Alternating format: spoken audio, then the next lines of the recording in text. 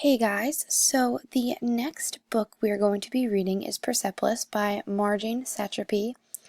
It is a book that takes place in Iran, and I think that's very crucial in understanding Marjane's ideas, thoughts, opinions throughout the graphic novel. So I think that having a brief background on the setting and history will help us to dive into the book and understand her better.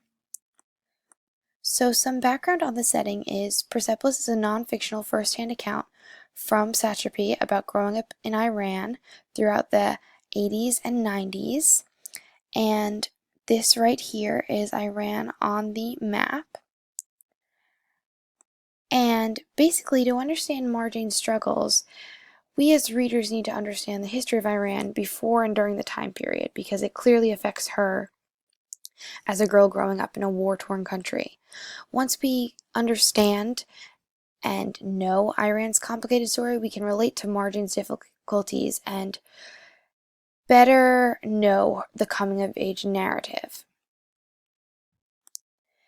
And so just some of the brief history, we're going to go more in depth with it tomorrow, is that the graphic novel begins in 1980, and at that time, Marjane is 10 years old, and it is 1 year after the Iranian Revolution took place.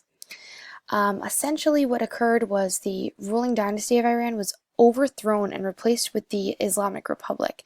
And what that means was a stricter and more conservative regime was now in power. The new leader, Grand Ayatollah Ruhollah Khomeini, was the leader of the revolution that led to the new regime. And this authoritarian dictator was opposed to Western ideas. Western ideas are what the United States lives and does their thing by, if you will. And this occurred after years of civil resistance and tension. So just so you guys kind of understand, which I don't think a lot of people understand or realize, is before the revolution, Iran was generally prosperous and relatively Western.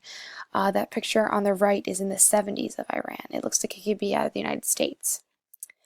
And as I said, tomorrow we're going to go much more in depth with this, but I just wanted to give you guys that brief idea, put it in your mind, so that tomorrow you're set and ready to go. And then just before you guys go, I just would love you to complete the Google form below. Please answer the questions given and give it your all, guys. I will see you in class tomorrow and have a lovely night.